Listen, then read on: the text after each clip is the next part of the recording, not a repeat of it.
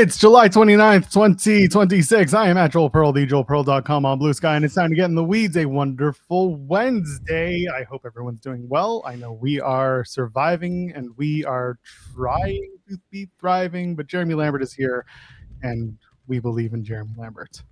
Oh, I gotta change my headline. I've been so out of it. Joel knows. I do.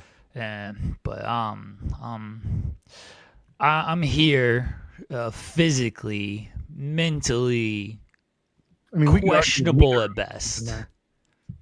What was that? You can argue that neither of us have been there. Yeah, questionable at best. That's mentally. fine. Yeah.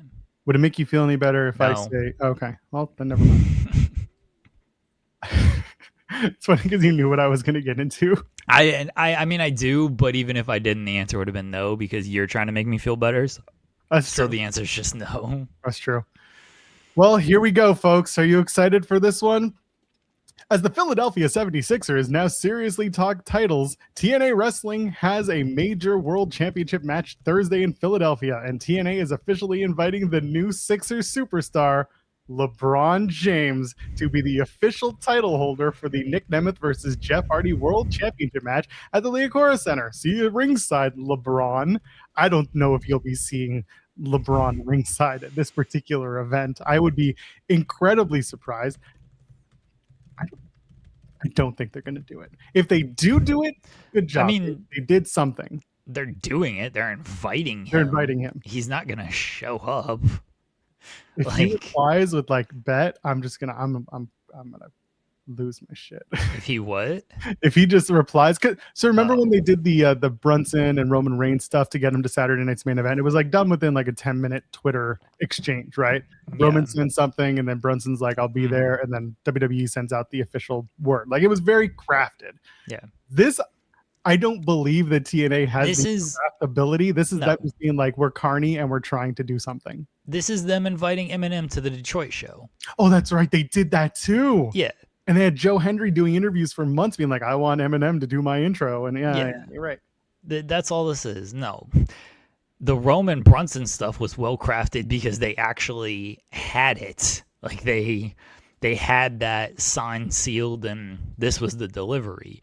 This is them saying, hey, let's create some buzz because LeBron's in Philly now. What can we do? They're idiots because they should just invite Joel Embiid. You at least know Joel Embiid's a wrestling fan. LeBron showed up to one Raw in 2003 after he got signed by the Cavs or after he got drafted by the Cavs. And then the last thing he had to do with wrestling was he left The Undertaker standing because The Undertaker showed up in full gimmick to meet him, and he's like, this is dumb as hell, I'm out of here. If anything, LeBron's going to look at this and be like, you guys are lame as hell for this, and he's going to completely ignore it. You invite Joel Embiid, you got a chance. Embiid's at least a wrestling fan. Embiid probably wants to go to these shows, and you maybe got a chance to get Embiid. I don't think you actually get him, but you got a better shot than LeBron. LeBron probably looks at this as this is some desperate bullshit. I'm not doing this. Also, isn't there a whole thing right now with LeBron wanting to live in New York and commute into Philly? Isn't that kind of a story that's going around? That's whatever. But it's but it just plays into you want to invite him to Philly because you think he's going to show up in Philly when he doesn't have to go to work? Come on, what are we doing here? I mean, it endears to the Philadelphia audience and everything, but he's not showing up. Who's the biggest star on the Pistons? The Pistons? Detroit Pistons? Yeah. Okay. I didn't know if you confused basketball here. I have a line of thinking here, and I'm sure you're going to figure it out. Cade Cunningham. Okay. Does Cade have any wrestling knowledge, ties, ever been? Oh, he does, actually. He posted about the indie event. He was at one of the recent events, I'm fairly certain. Yeah. So here's the thing about that. Tony Khan, if you're listening, you've got Collision and you've got Dynamite at the Masonic Temple tonight and tomorrow. If you really want to fuck with TNA, bring Cunningham. Yeah, Cade was at Saturday Night's Main Event, actually. Was he? Okay. Yeah, in New York. He got booed. Yeah, I knew he was at some recent WWE event. I couldn't remember which one. But yeah, he's gone to indie shows and stuff. He actually is a wrestling fan. So you might have a shot at getting Cade, honestly. Dear Tony Khan. Wow, stealing my bet. have you considered inviting Detroit Pistons star Cade Cunningham to your upcoming AEW Dynamite and Collision shows this week? I think it would be a great addition to your show. Thanks. And send. Am I stealing your bit? Absolutely. Yes. Did I do it with absolute malice towards the company that I actually cover on this website? Absolutely. But I did it with love for our guests and for our viewership. What an incredible way to start this morning. It might be gimmick infringement. You may be right, but Jeremy and I sometimes get our brain. No, this is complete stealing. I have this trademarked this whole bit. You do? Yeah. Huh. You All right. owe me now. Well, if it happens, I'm gonna laugh my ass off. They show him front row center. Oh, it'd be great. Don't you have address? Don't you address these tweets as dear bestie? He ain't gonna see it. Tony ain't gonna see this tweet. That's the best part. He'll like this He one from might, Jeremy. yeah. He might. My invitation to him on In the Weeds got way too much traction. Dude, the replies again. Oh, I turn off all the replies. I only see the likes. The likes were funny. I'm sure of it. I'm sure there were certain people who liked things that were. I saw one. I see like one reply, and once I see one, I know that it's about to get stupid. But I saw one that was like, "Oh, look at these marks." I think they said it was me, Reg, and Phil who host this show, which is hilarious. But they were like, "Look at these marks inviting Tony Khan on." Because WWE Radio is gonna have Triple H, and I was like, one, we've had Tony on before. Two, you misnamed two of the three people who host this show. So wait, you don't host Grapsody with Reg and Phil? Good going. Yeah, either they misnamed two of the three people who hosted this show, or they added me as the third host of Grapsody. Either way, they got it wrong. And I saw that one. I was like, oh. This is probably going to go poorly at some point, so let's just go ahead and be done with this. But yeah, I also tweeted yesterday that picture of me from 2022 where I was standing in front of a bonfire and giving a look, and I was like, yeah, that's literally what I do. I do my bit tweet, I mute it, I don't see any of your shit, and that's why I don't reply to any of it, because I don't see it, and I don't care to engage. I was having this conversation with my wife yesterday. It's like, you're not going to change these people's mind. So there's no point in arguing with them. I can explain to this person, well, hey, gee golly here, buddy. Like, we like Tony Khan, and we want to be fair to everybody, and Tony's been on the show before, and also Joel and SP3 are the co-hosts, not Reg and Phil. That's all we're trying to do. We're not trying to step on any toes with WWE Radio and what they're doing over there. I'm sorry we offended you, pal. And they're just gonna reply, fuck off, R-word or something. Like, you're not gonna change anything with these people, so just ignore them. That's it. There actually was a Jeremy, Will, Phil, and Reg era. Actually very funny. It was about 3 weeks, but there was an era of us four that all three of them will confirm. When the show first started, Will was having a lot of trouble with the humper chats, the super chats, the StreamYard and stuff, and I was effectively the producer for the show for like the first 2 or 3 weeks of it. Never appeared on screen, but I was behind the scenes helping them out for the first couple of weeks of the show. So there technically was an era of Grapsody with us four. I was just I was the ghost, white.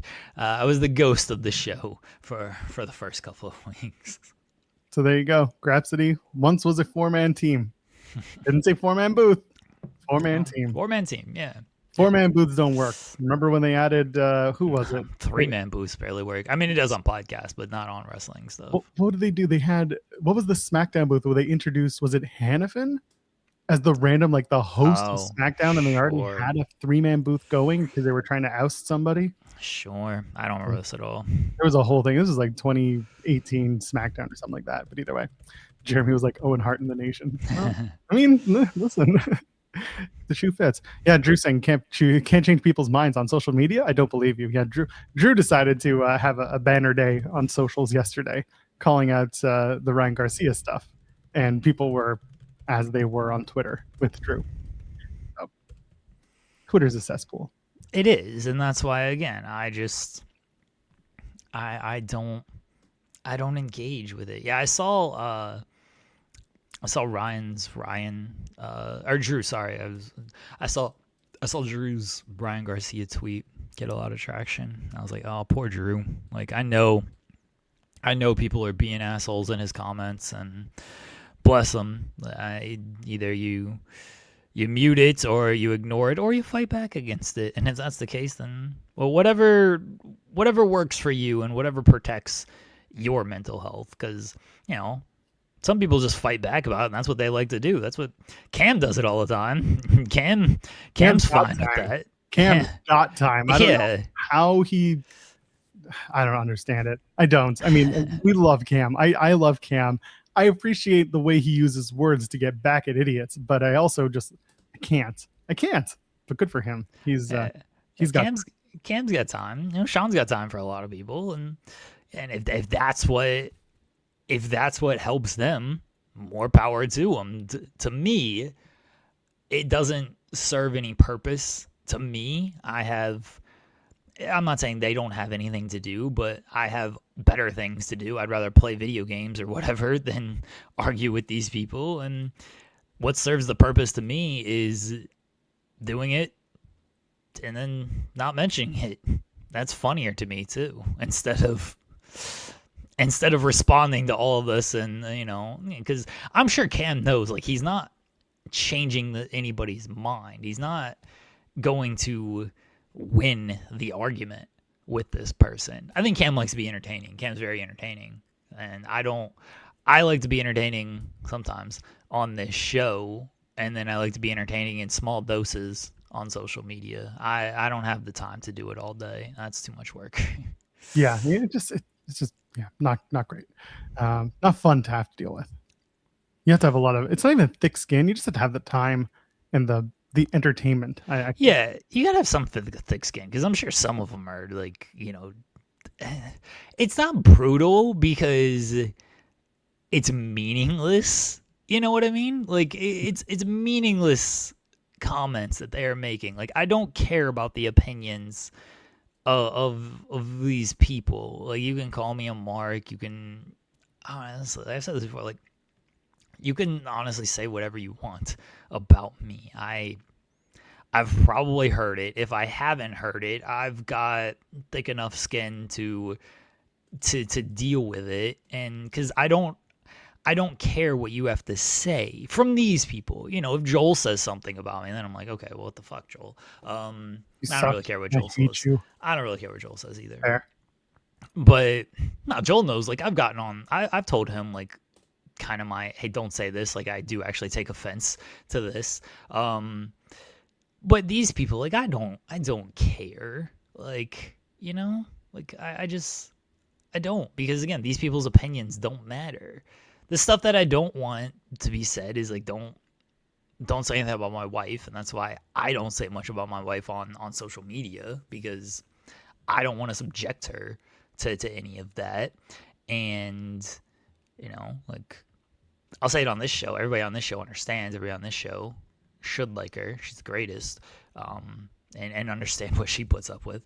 But yeah, like, don't say anything about her, and then, like, we're fine. But that's also why I don't read any of this stuff. That's why I removed her from my profile picture too, because I knew if I had her in there, people would just, like, be assholes about things, and I'm not going to subject her to that.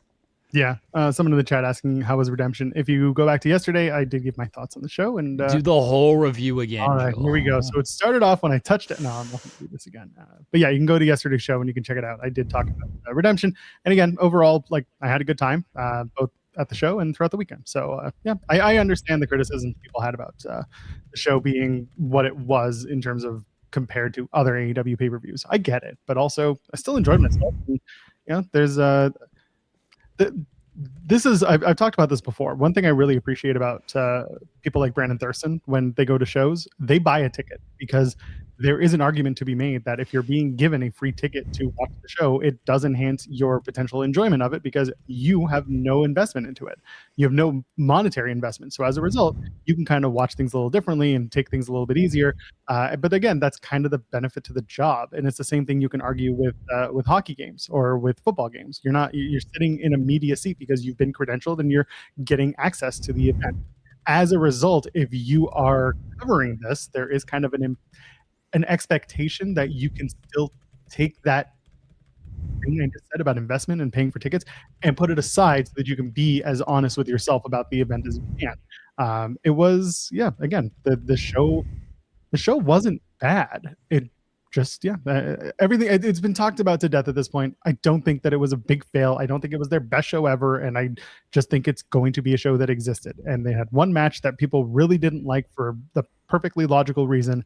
And that was the double chain match. So it was a fun night of wrestling, but other than that, like we're all going to All In. We're moving forward to that, and we'll see what happens tonight with Dynamite when they start to explain things further. So that's where I'm at.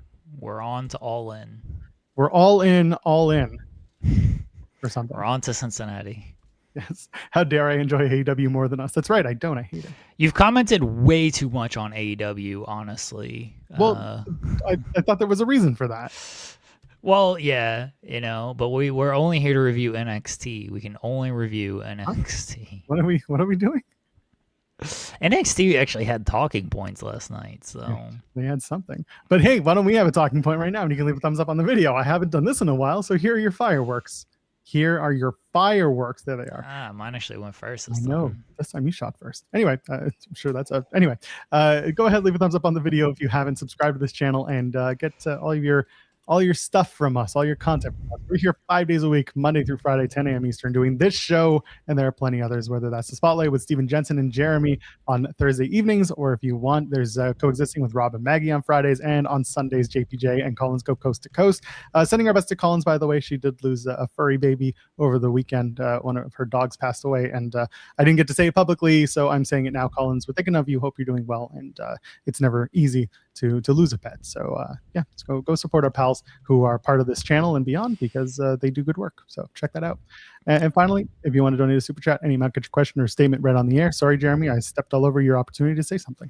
No, that's fine. No, what you were saying was more important. I was only saying something because you mentioned we're here 5 days a week, and I have an important announcement to make that next week I will not be here 5 days a week. I'm not even sure I will be here 1 day a week next week.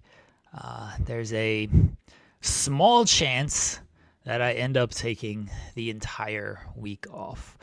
I think that I'm 100% taking Tuesday off. That's a non-negotiable at this point. Monday might be just a quick pop-in, and then Wednesday, Thursday, Friday might just be quick pop-ins as well. It might not be full shows. It might be extended time, but it might not be full shows. But yes, I'm actually going to take time off next week. I'm planning to visit my mom on Tuesday, staying until Saturday. So instead of doing the show, which I've done the show from her house before, she doesn't mind, and again, maybe I'll do a show or two while I'm there. Tuesday I can't. I'm driving all day Tuesday. That sucks.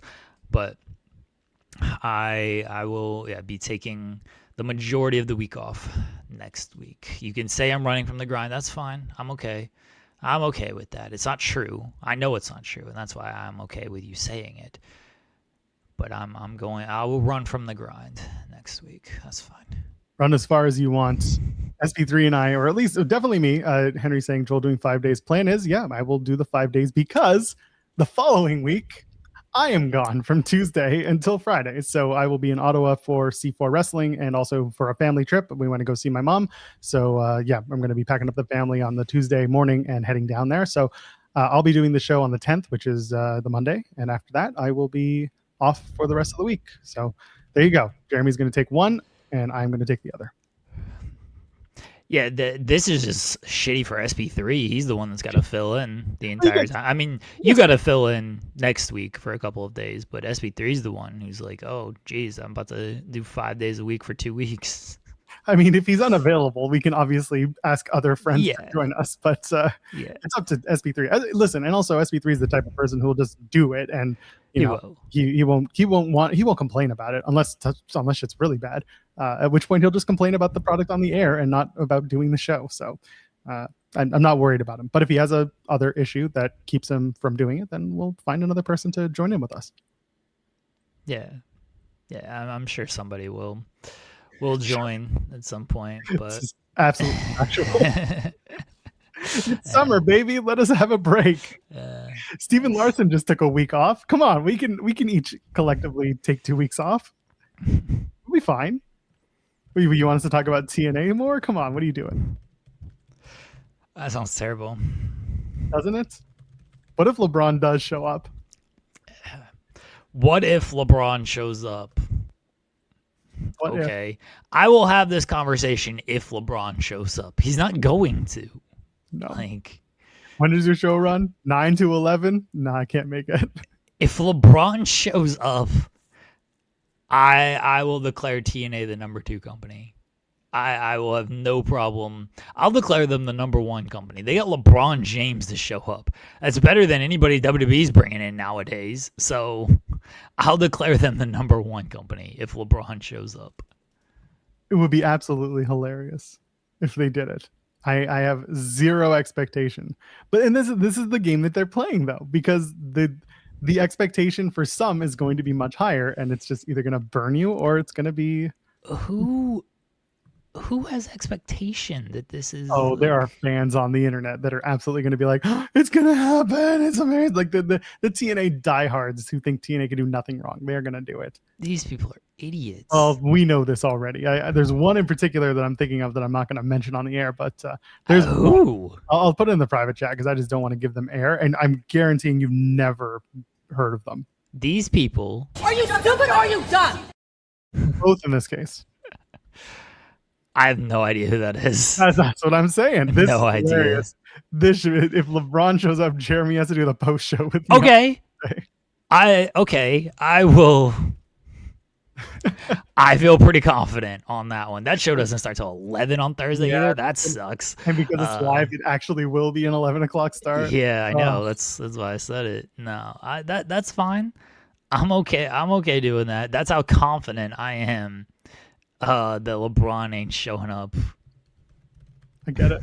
TNA lost Mike Gilbert, who's left. That's true. There are very few of us TNA podcasters left, which is kind of the funniest thing. They're doing their best ratings too. Yeah, because we're all leaving.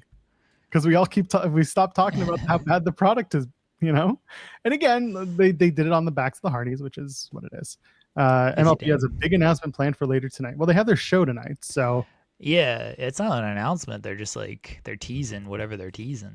Yeah, people are starting to really get in on this MLP announcement. So they sent out a video that was Scott made the call and the call was answered. So who picked up the phone, which is like such a wrestling tropey thing to do, but whatever. It's getting some play. And according to those we spoke to at MLP through Fightful Select, the belief is that it's actually a pretty big deal. So we don't know what it is, or at least we are. It better be a big deal at this point. Like you gotta. It does MLP deliver. You gotta kind of deliver on these things now if you're gonna hype it this much. Like I just don't know. I'm sure it will be in some circles a big deal. I don't. Maybe I'm just jaded on these things, but I don't know what would actually. Like I've seen people be like, "Oh, it's like Copeland or something." I was like, "Okay." Which is entirely do, like, it's a possible deal, Yeah. and it's exciting. I mean, I know how you feel about Adam Copeland, the wrestler, and I get it, but it's a big get for MLP to have a nationally televised superstar. And like, listen, Copeland's been around for a long time, so it would be a big deal for him to show up for an MLP event. Even Christian, you can make the argument, same thing. Like, it'd be pretty big to get an AEW current champion on your MLP show, because you have a partnership, you have a relationship with them. So something like that would be easy to do, and like it's serviceable as an idea. Yeah, it 100%. It 100% is, and I'm not gonna like downplay Copeland or Christian. I think that is, and Jericho, same thing. Like, that is a good get. It's a strong get for MLP. Again, for me, I'm just kind of the person who is, nothing in wrestling really surprises me. Like, it's got to be really monumental to surprise me. Like, even when like Brock showed back up to WWE, it was surprising in the sense of like, why did you do this? But it wasn't like surprising that it happened. Like, oh sure, of course they did this. You know, there just aren't too many things that really full on shock me in that way. So whoever it is, I'm like, oh, okay, cool. Like, that makes sense that person is there. Now, look, if it's The Rock or somebody, then I'm like, okay, all right, that's surprising. That's a big deal. That's different. He's an investor in MLP. Let's go. Yeah, I mean, cool. But yeah, if it's Kenny would make sense as well. Like, Kenny would make a whole lot of sense. Oh yeah, like that. Those would be, really strong gets for MLP. And I hope whoever it is, like, I'm sure it'll serve their fan base, and that's what matters. I'm not saying I'm not their fan base. I'm not like anybody's fan base, honestly. Like, wrestling companies, they should only appeal to me, but none of them should appeal to me because I'm watching anyway. So there's not a whole lot to like appeal to with me. I want them to appeal to their fans and create new fans, because I'm here regardless. For some reason, Sean just replied to Carlos Silva's 300 Club comments from like yesterday, and I'm sure it was a mistake, but he just tweeted to the reply, "My Q&A podcast is up for Fightful Select subscribers." I'm sure like Sean's sick. He's got food poisoning, but we hope he's doing well. But this is just very funny to see him reply to this random Carlos Silva tweets as if he has insight on the 300,000. Maybe he does. Maybe, but it's not on that Q&A podcast. I listened to it last night. Sean is in his Dave Meltzer Twitter mode. That's not good. Oh, I know. That's not good, Sean. Can't be in Meltzer mode. Would Speedball be big? No, and it's not a knock at Speedball. No, Joel Berry's Speedball. gotta bury my pal here. No, because everyone's shooting higher, and I really think Scott's pretty good at keeping his expectations in check from what I've remembered from TNA. Like, the return of the TNA branding was a pretty big deal that he kept close to the vest. He didn't do a lot of like, you'll never guess who's going to be in the Impact Zone this week. He was pretty level-headed from my memory. And if anyone wants to tell me I'm wrong and give me an example, go ahead. But I don't know what it's going to be. Josh Alexander is good if he's back, but I don't think he's close to. Even if he's back, though, like, he's Alexander, he's a former champion. Like, that's just, you're announcing the return of Josh Alexander, which is like cool, but it doesn't feel huge to me. Yeah.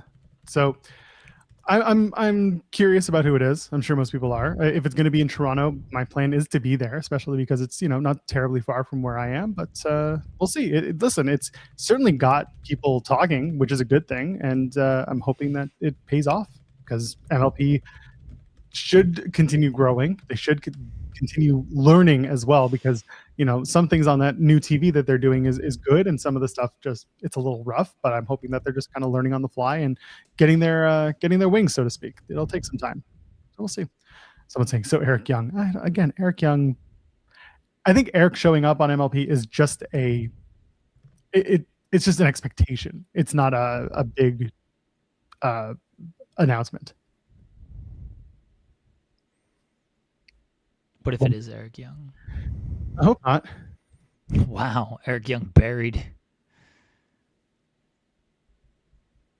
Yeah, and what if it's Jacques Rougeau? Well, then more people get a chance to boo Jacques Rougeau in 2026, and I can't be upset about that. That's a New Japan talent. Is there any New Japan talent that's like a big enough deal? Maybe. I don't know. I feel like it's got to be Canadian. I feel like it has to be as well. It wouldn't really make sense to do Maple Leaf. And again, this has been the knock on Scott with the beginning of MLP, is that there hasn't been a lot of Canadian spotlight other than like a few of the talent. My thought was Brett when I first saw it. Yeah. That was my initial thought.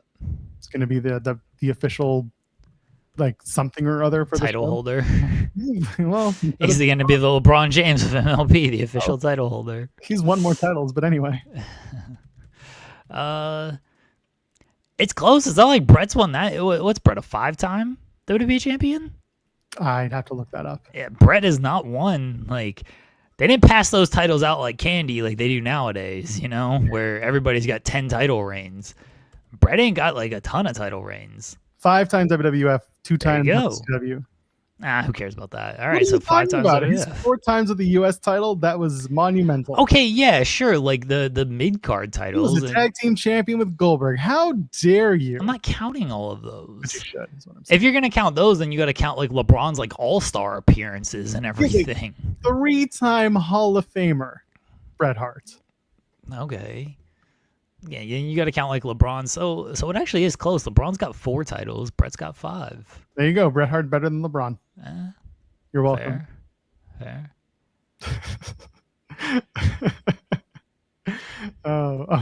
One of the replies to my Eminem Detroit thing. No, it's a legitimate one. It's Romy, who used to work with TNA. Oh yeah. And her reply was, honestly, if it were me, I'd lean in and commit to the bit. I'm like, Romy, the man barely wants to live there unless it's work related. And her reply was, well, if WWE could get Bill Clinton, quote unquote, at WrestleMania 10. Could you imagine if they just had like a fake LeBron to hand out the title? I will say this about them doing this title. It's Rich Swann in a LeBron jersey. That's racist. I understand that, but they would do it. I will say this, like, making you're the official title holder for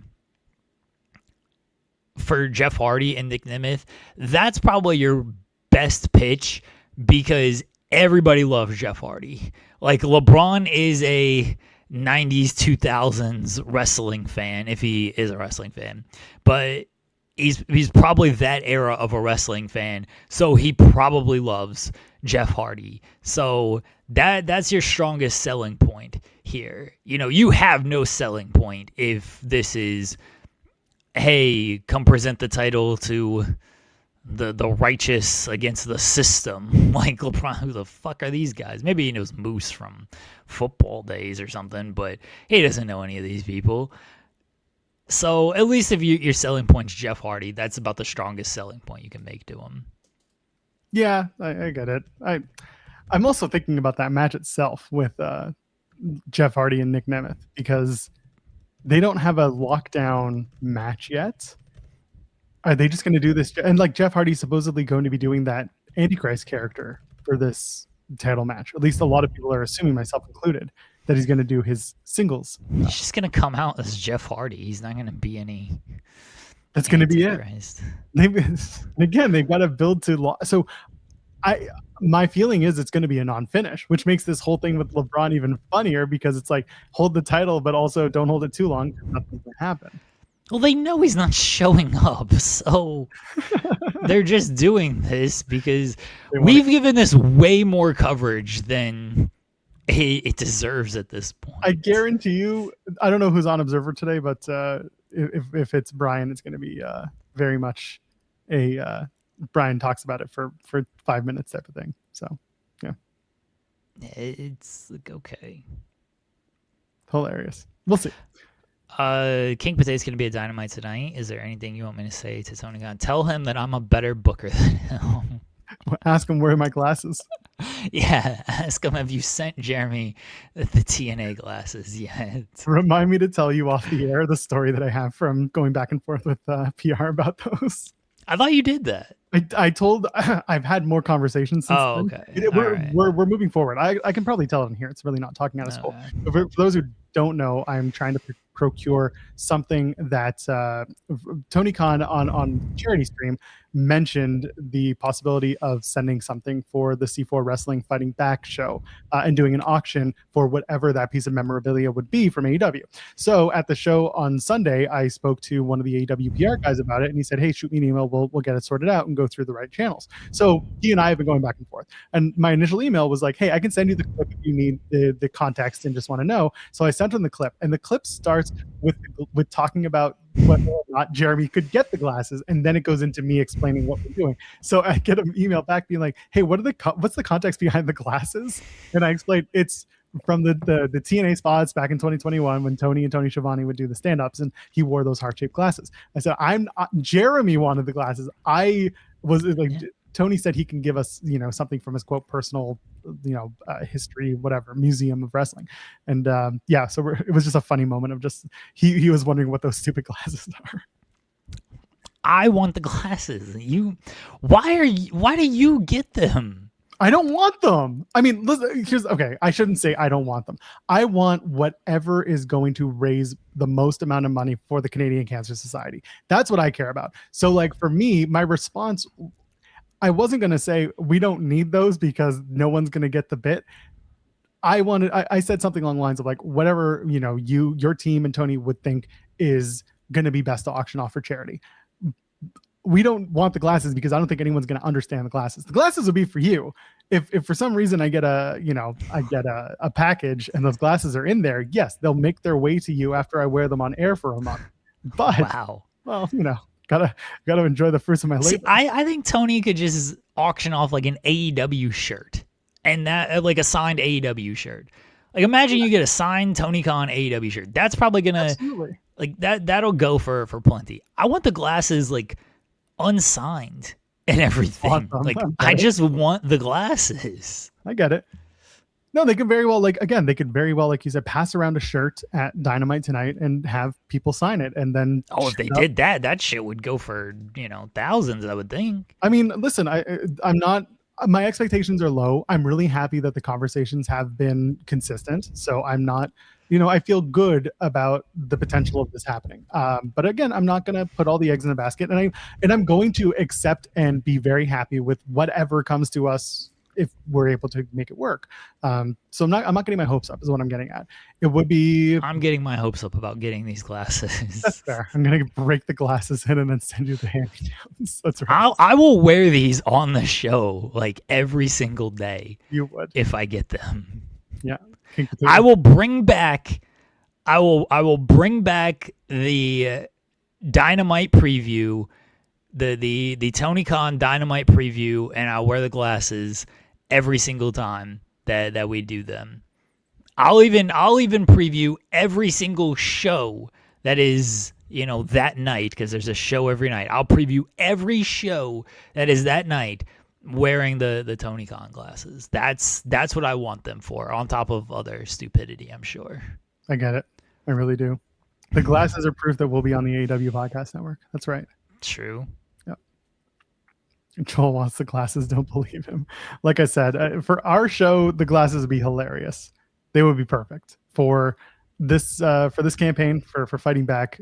Whatever fans are going to enjoy the most and want to get on is probably the coolest thing. That I think the glasses would get some real bids on there. Like I'm sure a lot of these fans like remember that time and it's like, oh well, these are Tony Khan worn glasses. Like that shit sells for way more than it should. I don't think it's as meaningful to somebody. Maybe it is. Maybe it is. Oh, it's not as meaningful to them as it is to me. That's why I should get them. But the problem. if somebody pays $10, that's more than they cost. So I'm not saying Tony made a profit because it's going to charity, but like somebody's already overbid at that point. Right. I get it. Well, I don't know what they'll do, but it'd be great. I mean, again, we'll see what happens, but it's been a positive experience so far. I hope it all works out because, like I said, show's in 2 weeks, and it's nice to see that there has been. Is it 2 weeks? Wow. Yeah, Fighting Back's on the 14th on a Friday, so we're getting close. I knew doing Montreal and then coming right back was going to be a quick turnaround in terms of getting back in a car and going. So, yeah, we'll see. If I had them, no, the glasses will be safe. Yeah, I feel like you take good care of them. Yeah, I'll keep them over here on my desk. Kids know not to mess with my desk, so they'll be good because I won't. They won't go anywhere else. They'll just be here on my desk. So okay, hold on. This is perfect. It's TK and Giannis together for a signed photo. And that would actually be really good. Tony's got Giannis has got to sign it. Giannis Antetokounmpo, let's go. he starts with the A and then just trails off and goes. Yeah. That's exactly it. I was telling somebody that story because obviously not everyone watches our stuff, and they were cackling about that experience, about the Giannis, asking Tony about Giannis thing. It's so good. It's so good. You just did. Yeah. The Jansport collab, that's the one thing that I absolutely would love to see is if they did an AEW backpack collection with the Conglomerate dudes. Yeah, I don't think you're going to see that. I mean, it'd be cool, but I don't know if Jansport is actually going to do all that.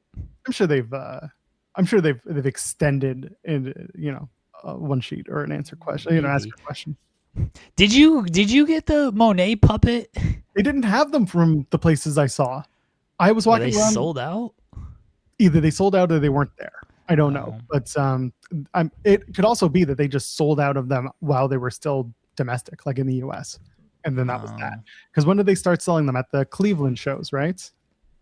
I don't think so. No, because I would have. Yeah, maybe the Cincy shows. I would have gone to Cleveland just to get one. Cincinnati, because I remember asking how much they were, and it was the first night they were on sale, and Riccacino was there, and he told me how much they were. So, yeah, Grays was there at Redemption 2 and said they didn't have them. So I'm not alone. And again, I was there. I got there at 6, and the doors opened probably around 5. Lineups were big, but I saw mostly shirts and an MJF it's a scarf. T-shirt. It's a T-shirt company. So. Yeah. And they had a few of the blacksmith jerseys, which are cool. Mostly the Will ones. The Will ones are like $80. This is Canadian again, so your miles may vary for the US crowd. Probably 65 in the US for the Will shirt, but the shirts were like, again, 50, 55. It was ridiculous. Like WWE is no better when it comes to the merch stuff. Even TNA, like everyone it's overpriced T-shirt sales, and I get it. You got to cut in the people that you're hiring to sell the merch, so like they've got to make their money on paying them for the night. I understand why. It's not prices that I would pay. Even when I went to shows in like 2002, a WWF T-shirt was like $40 in Canada, and that's just a lot. They were told the tariffs would have made them too expensive. Don't they know how to get things illegally across the border? Come on now. You just hide them in the back of the chauffeur's whatever his chair. They could easily do this. They're fine. And Tony's got a plane, for Christ's sake. You just put it in the bowels of the plane and no one's going to check. Yeah. That's right. You stick one mini Monet in every seat corner and you hope that nobody notices. They just think you're a weird, eccentric billionaire and they just let you go on through. Yeah, I'll be all right. Yeah. Selections suck. The prices suck. No mini Monet was ruined. Yeah, I don't remember. I think the last piece of wrestling merch I bought was the Jey Uso Avalanche Yeet shirt, just because I'll buy any like team branded stuff. That's where WWE's very smart when it comes to like team branding at events and things. The problem is like all the teams I like are in different states, so I got to rely on other people to like get me stuff. But the prices still suck. Like you people are sick. Also, it's accurate. Yeah, the prices. Oh yeah, band T-shirts were $25. Now they're $50. Yeah, I went to the concert with my wife the other month, many months ago. At this point, it's like March.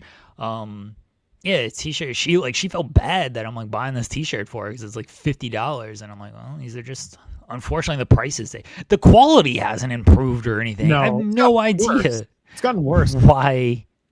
Yeah, like why it's become so much when like the quality hasn't improved at all. Like, why are we paying more for either the same or worse quality t-shirts? There was one shirt that I liked from Redemption, which was the blue kind of tie-dye Redemption shirt that they had. It was very simple, but I like the colors on it were neat. But I wasn't going to buy something like that, but I saw a lot of people buying it. It seemed like the most popular piece of merch that wasn't wrestler branded. I saw quite a few people walking around in those blue shirts. They were nice. I mean, they were a specialty item for the event, so I got it. Yeah, I bought that one dog shirt that called them the greatest trios champ ever. What? What is this shirt? I don't think this shirt exists. They were trios champs for like a day. Oh. If this shirt legitimately exists, this is an amazing. Oh no, it exists, and it's on in Shop AEW. Hold on, it does exist. No, it doesn't. Yes, it does. Here it is. The dogs. It's $45. The dogs, greatest world trios champions of all time. Okay, that's actually amazing. I respect that. that. $45 is an insane price, but amazing bit. Like, when did they produce that? They had a day to produce it. They were champions for a day. That's an amazing bit. Direct. Hold on, I just gotta see what this says. I have no choice but to respect that. You must respect it. That's incredible. They should wear the shirts on TV for the bit. Oh, they 100% should. I don't know why they don't, honestly. That's amazing. You have to commit to that. That's incredible. That's better than any Danhausen ice cream truck you could ever imagine. Just great stuff. Yeah, Daddy Kaiju saying I've thrown out way too many. Yeah, this person is gross in real life shirts that I don't buy wrestling merch. I get that. Yeah. I think I unfortunately still have a few. I just don't wear them. I should probably throw them out. Yeah, I get it. Or use them as rags, you know? Yeah, I know I have like a Brock shirt that found at like a thrift store for like, this was pre everything. Found it like a thrift store for like $3, and all right, sure. And now, everything came out. It's like, oh, this shirt doesn't serve any purpose. Never gonna wear this thing. So, just a lot of those shirts around, unfortunately. Andrea bought a high-end, fancy Orange Cassidy Blackwing notebook and pencil. That's it. I never knew this existed. Where's this? I gotta see if this still exists. Orange Cassidy Blackwing notebook. Oh, that's cool. Okay, it's on Shop AEW as well. All right, I'm gonna this on screen. pull this up. Yeah. All right. It's very simple, but it's very well done. Right. Got the Orange Cassidy logo. It's got the pencil on it. It's very, very simple. Very cool. Yeah, I would like that if I was. I mean, I journalist, but I mainly just do it on my phone, which I think kind of defeats the purpose. But yeah, if I was more of a notepad writing person, I would like that. That is very cool. I don't know why I put that up there. I misclicked. How dare you? How many people bought that shirt? 3. The dogs, 4 actually. The dogs and who? If that shirt went on sale for like $15, I'd buy it. Yeah, I can't justify spending $45 on like a shirt that I'm just never going to wear outside, and it's only a bit on this show, and nobody can really see it when I'm wearing it on this show. But for like $10-15, like, all right, you know what? I can do that. Yeah. I like that we're discovering all of this merchandise that people buy that we don't always see. Yeah. Can't wait for that LeBron TNA crossover shirt that's coming out this week. Less tatis. Les Tatis. Less titties says, I'm a sucker. Bought the Habs jersey and Redemption hoodie for $200. There was a Habs jersey? So it was Habs colors. I have to be honest, that jersey looks so cheap. It was like a Oh, press-on logo for the redemption. It wasn't Joel's like burying this jersey. well, yeah. I mean, listen, we're not co-opted yet. I get it, but even then, I'm pretty sure I could bury whatever they did because No, we have to say nothing is going to change, and that's then true. when everybody expects us to bury this stuff, like this was great, like yeah, this was very high quality stuff here. Yeah, so this wasn't that. They didn't have the like a proper patched logo. It was just a press on. It looked like the stuff you would buy for Canadians out there. The ones you would buy Canadian Tire that were like the practice jerseys that just weren't very well, like they were pressed on. So I like the idea. The execution wasn't for me.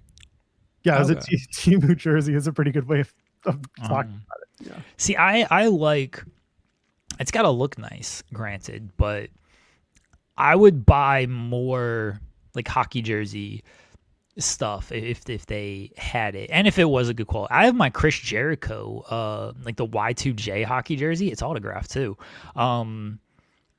Downstairs somewhere. I know it's in like a box somewhere. Like that was a solid jersey, especially for back in the day. But I had like the Stone Cold, the baseball, and like on a button up uniform. Like that one was pretty sweet. I like that one.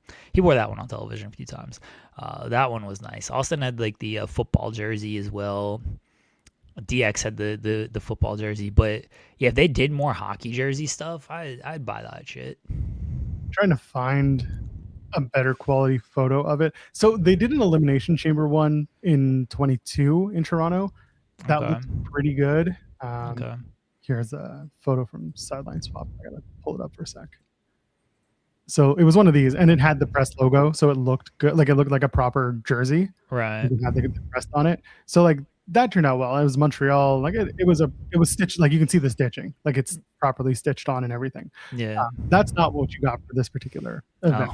Let me see what I can get here. Joel says these jerseys were trash. I mean, they weren't great. Here we go. Let's see. I can probably do it like this. Remove this and share this tab instead. There you go. So I gotta zoom in somehow on this. Yeah. But, Oh yeah, I can kind of see that it's like iffy at best. yeah. So here's the all over print up top. That's the Right. one that I saw a lot of people wearing, and it looked good. That hoodie looks pretty nice. I could understand going for that hoodie. It was simple, and then this was the jersey, and it was just a pressed on logo. Yeah, that I that didn't looks love. very very basic. Yeah, so it was a little Yeah. cheap, but it was $90. So if you were buying it, like you were getting it, but otherwise, like the hoodie was 85, the shirt was 55. This one looked like it was AI made. I'm not saying it was, but it just kind of looks it, just given the way it looks. I don't think it was, but yeah. Okay. Anyway, shout out to this person with merch report, I guess. Well, Are they selling the Divine Dominion jerseys? Like those do look nice. I just don't know if they're like actually selling them. don't think they are. I thought those were just like kind of custom for Megan and Lena just because they were Yeah. in Canada. Well, they were, but I don't think they actually had the jersey for sale. No, they look nice though. They really Yeah. did well. Yeah, I'm going back and looking at it, and like they were cool. Yeah, I did like those jerseys. Yeah, I think every wrestling company where if you're going to a sports town, like you should sell that kind of stuff, and most of them do. Like I know when WWE was in Cleveland for SummerSlam, like they had like Browns colored things. I think they had some Cavs colored things. I'm sure when they're in Minnesota, they're gonna have a lot of Vikings colored things, maybe some Timberwolves colored things. Like Wild have ugly colors. I don't know why you would color anything like that, but it would mainly be Vikings theme stuff. Like most wrestling companies get that right because it's a pretty easy thing to do. Just match your sports teams, and it's sports fan. Most wrestling fans are sports fans, so you're gonna probably want that stuff, or there's a crossover appeal there. I like this idea. Do a Solo Sokoa Ottawa Senators crossover shirt. Okay. I doubt that they will. I think it's more likely they'll do another Jey Uso collab. And they haven't done that in a while, I don't think, haven't. though. I mean, if he has, he hasn't worn them on TV. Like, that's the only reason I knew the Avs one existed, because he wore it on TV. Otherwise, I wouldn't have. I don't know what's obviously there at the merch stand, because I'm not at the merch stand. Like, they got to wear it on TV for me to know. Might do a. Well, they won't do a Punk one because Punk is too Chicago Blackhawks fan. Yeah. It's got to be. It's gotta be I'd be willing to bet Punk is like, I'm not doing any type of hockey collaboration unless it's the Blackhawks, even though I'll mention every hockey team no matter what city we're in. Isn't it great to be alive in the city of Ottawa where the Ottawa Senators were once in the Cup Finals, even though they lost? You haven't been happy since 2007, Punk. It's fine. Relax.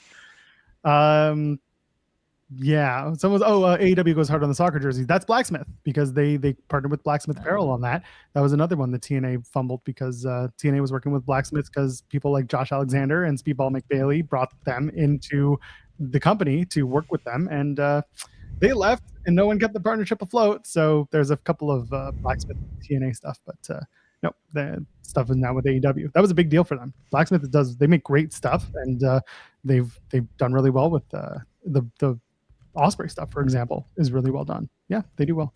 I like Blacksmith stuff.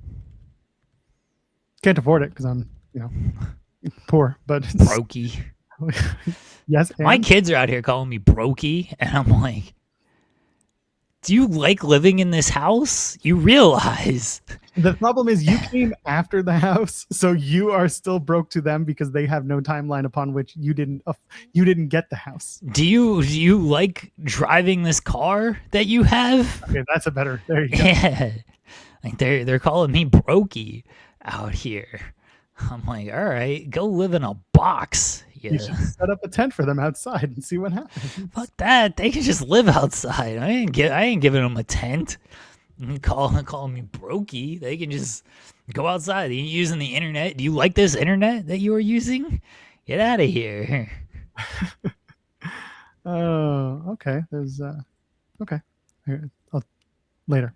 Should we talk about? Are you okay? No, I haven't been okay since 1978. Okay. Sorry, 2007. If you were listening to the 1978. I was like, you weren't even born in 1978. No, but I do have a family member who was. Shout out to my brother. Anyway, Steve Borden living in a tent on Darby's lawn. Exactly. Yeah, I ain't even giving him a tent. I'm sure Borden was nicer. Borden probably wasn't calling Darby Brokey. Like, hey, Brokey, what are you doing with this? And Darby stuck him in a tent.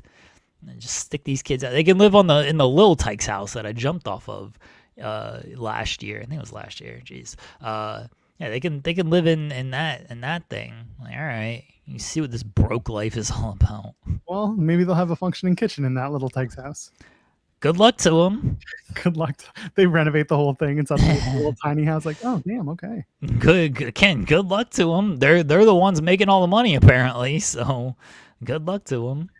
Someone asking, has anyone picked up the AEW NFL Lucha mask? Someone in our chat did, and Jensen's got one. Yeah, someone. A few people have one. I've heard one person say they were not great, but I've heard more people say that they're actually quite good. So, I've heard everybody say they're good. So. Okay, so again, I've heard one person. That doesn't make the answer. So yeah, yeah. Majority response seems to be that they're really good. Yeah, so I've heard positive things as well. So cool. That's I hope they continue to make them, and I hope they make them better each time they do them. Whatever that means is a design choice. But if they're quality, that's great. I don't think anyone's running around going to do actual wrestling matches in them. But they should. Yeah, well, probably not. They don't. I'm sure they don't breathe the same way a proper lucha mask would. So there you go. Yeah, people are saying in the chat they're well made. They have friends who have them and speak. Yeah, yeah. Most people have said that they are good. Jensen says that they're good. Jensen's usually very fair when it comes to this stuff, and unless it's Cody branded. Well, yeah, and Jensen buys enough merchandise to know that like what's good quality and what's not. Yeah, unless it's Cody. Well, yeah, this isn't Cody though, so that's fair. Maybe if they got a Cody mask, you could talk all about it. I mean, he would just say it's great. He would glaze it for days. He'd have Gunner on just to talk about it for 2 hours. Yeah. Shout out to those two. Come on. If you can't be fans of someone, who can you be fans of? Us. You can be fans of us. Give us all your money so that we can buy all the AEW merch that we're talking about today. I don't want to buy any of it. That's fair. Should we talk about the Rudy Tooty Worky Shooty? Sure. Grayson Wall is back. He's on NXT, and it's a new day because he had to get that shot in. We're back. We've got another work shoot angle going on. How excited are we? He came in here and said, "NXT men, you're soft. I've wasted most of my career, the last 2 years, and I saw it, and you saw it, and we're all big failures. But I'm going to come up and bring this division back by being less of a failure. But by the way, everyone on this roster are a bunch of big old losers and failures. So here I am." To be less, oh, I'm out of time. I'm out of time. No, you're out of time. The whole system's out of time. And then he goes on for 5 more minutes. And then he says, oh, what about the new guy? Oh, Cruz Montana, you're a problem too. And then I'm going to win the NXT championship. And basically he talks and talks and talks and talks and talks and talks and talks and talks and talks and says the same thing every time about how he's been misused and how he's another disgruntled talent on the show that books the talent to not be disgruntled. So meanwhile, CM Punk thinks this is the best thing ever and that he's, putting bullets in a chamber, whatever his wording was on Instagram. Grayson Waller is back. He's going to be in the NXT title hunt again. It's 2023 all over again. I mean, real quickly, I hope you're okay, buddy.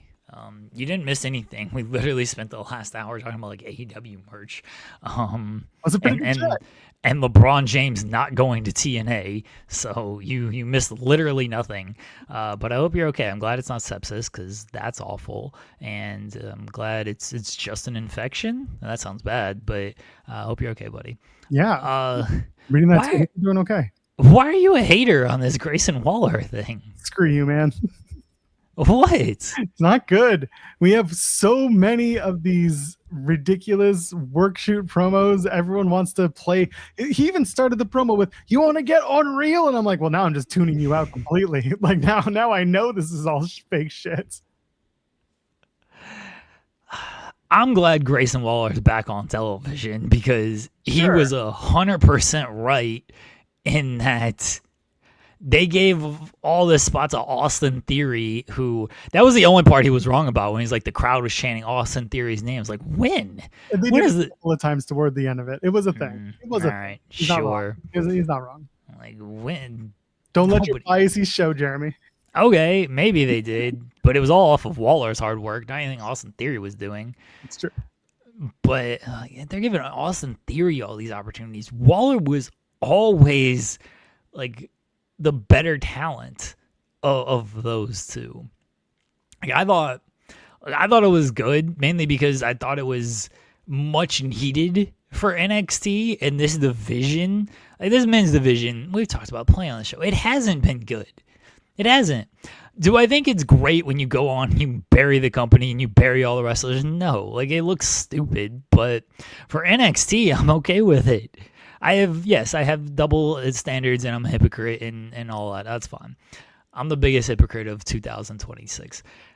I thought this was fantastic, mainly because I like Grayson Waller and it injected some life into this friggin' company, into this friggin' brand that just 100% needed it when we get the same Seth Rollins and Roman Reigns stuff and the same Cody Rhodes and CM Punk stuff. At least Grayson came with like some energy and some passion out here. Because then, and this is where Grayson Waller was right about things, because the NXT shots is 100% justified. Because he says all this. He takes a shot at all the men's roster and he's like, the women are carrying this brand, factual. And then what's the next segment after that? It's Miles Bourne and who was the other guy in this segment? I forgot already. Oh my God. Well, Mason Rook. Rook, yes. He showed up. In Tavian Heights. They're backstage.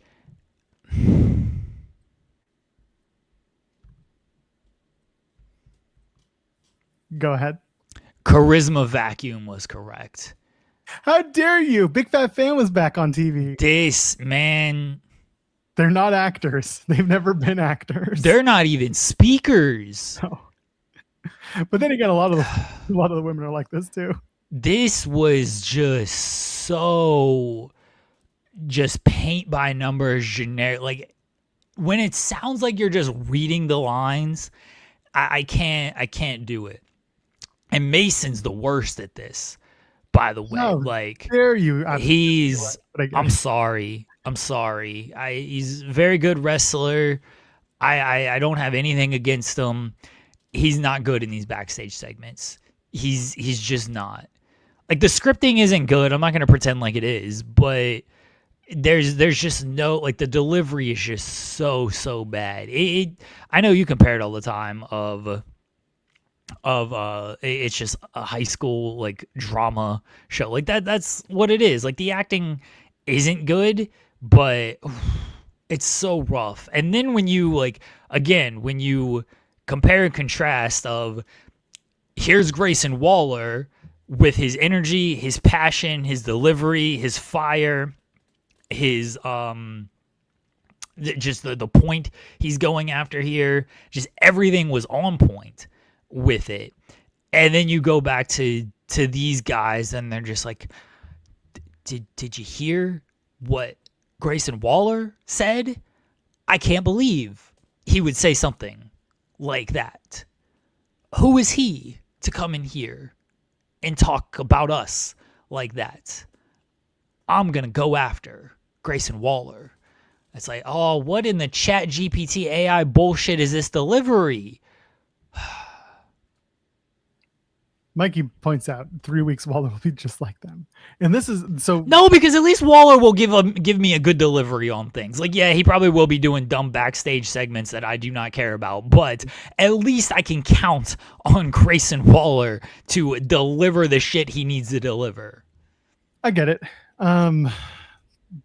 So when he started doing when he opened up with the Unreal thing, and then he later on talked shit about the men's roster being worse than the women's roster, it immediately took me back to Unreal when it was the Triple H talking to, was it Bruce or maybe it was Greg Helms, or not Greg, Shane, Sugar Shane, Hurricane, and he says these women, they're amazing because they do what they're told, and they're so good because they know how to listen. The men, not so much. He buried the men's roster then too, and it's like, well, we're just going to bring it around for some sort of for some sort of meta moment. And again, he's burying the show. He's burying the booking. He's burying his booking. It looks bad. It just looks bad all around. And he's trying to be like this guy airing his grievances. Meanwhile, he's going down to the minor leagues to reclaim the glory he never had because he was never an NXT champion. And he thinks that if he wins the NXT title, that's going to elevate him to main roster where he'll become just like the others. At best, he'll become Johnny Gargano's, level. Johnny Gargano's on TV every week. Johnny Gargano's on TV, lying on the floor, which honestly, good for him. He's getting his money. But again, it's people talk about the burying TNA part, and TNA's not going to do anything from it. They might do. What are they going to do? Another invasion angle? No, TNA's not going to do shit. That's why it's hilarious. Meanwhile, you got Myers and Baird trying to react to it on socials. It's sure. Moose and all these guys. That was hilarious. Yeah, it's fine. It was just that's the thing. The TNA YMCA stuff, I don't care because he's right about TNA. TNA, he's not wrong about it. But he can do it because it's safe. He can do it because there's a partnership and because they've walked all over them anyway. It's just not sure, but he did. It's not like that was the only thing on the TNA stuff. That was one line of the promo.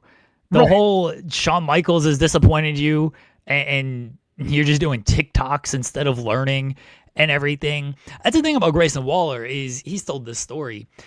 When he went in there and when he was part of whatever crop he was part of with everything.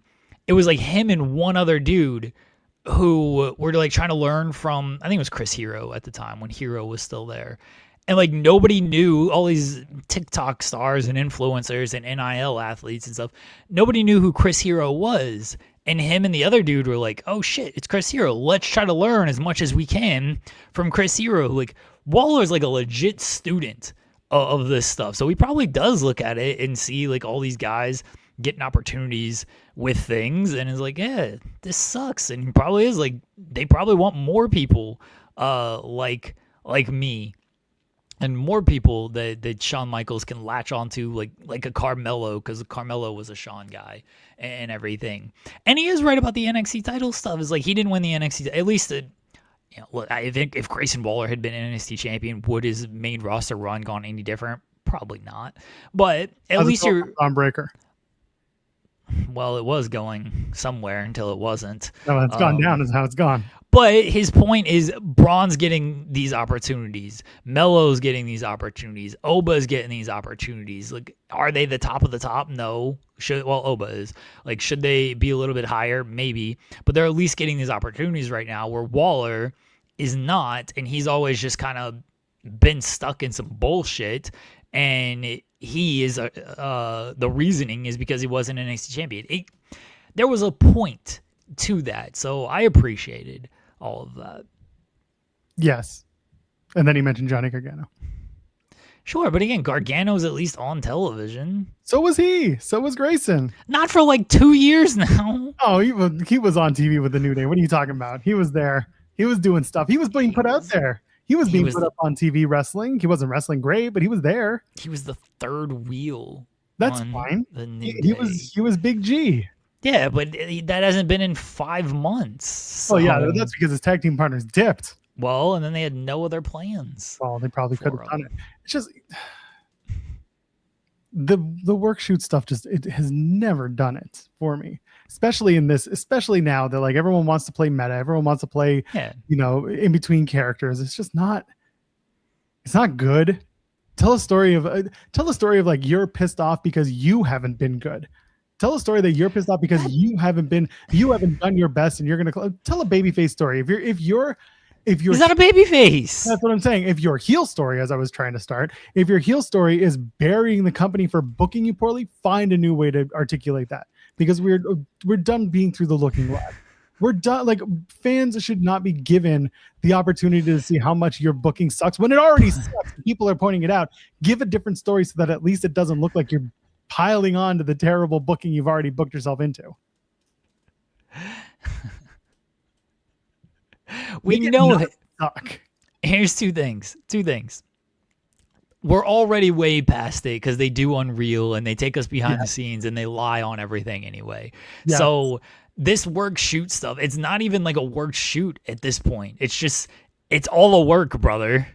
Second, the booking has sucked. Yes. So when the booking has sucked this bad, I'm okay with Grayson Waller calling it out that it's all been this awful. And the men's roster has been... all Grayson Waller is saying is the same shit we've been saying on this show for years now. Because I've been the person defending Grayson Waller. I've been the person who says this men's division has no juice right now. I'm not alone in this. Maybe the Waller stuff. Everyone knows I've been on the Grayson Waller train for a while now because they paired him with Austin Theory. I was like, why? Why are we doing this with Austin Theory? He has way more to give than this tag team here. So that's probably why I'm okay with all of this, and I don't see it as a big deal. We're into everything's a work shoot nowadays. It all is.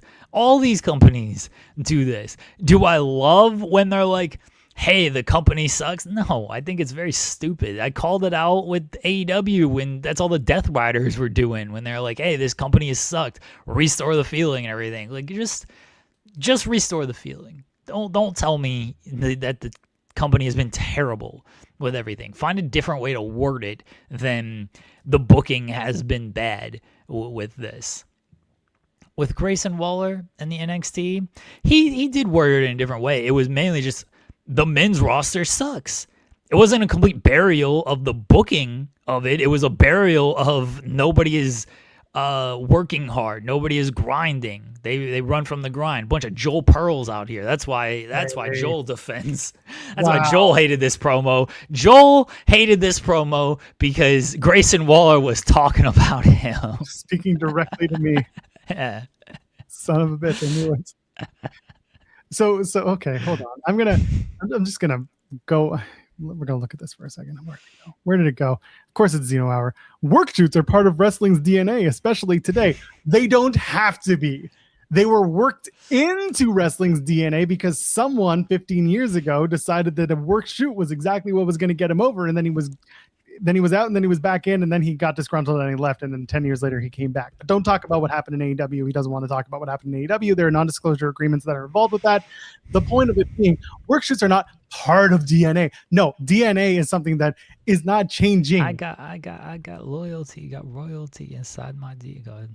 Anyway, the point is, it doesn't have to be like that today. And as King of the North is saying, they do kayfabe coverage on ESPN, and then Unreal tells you it's all fake anyway.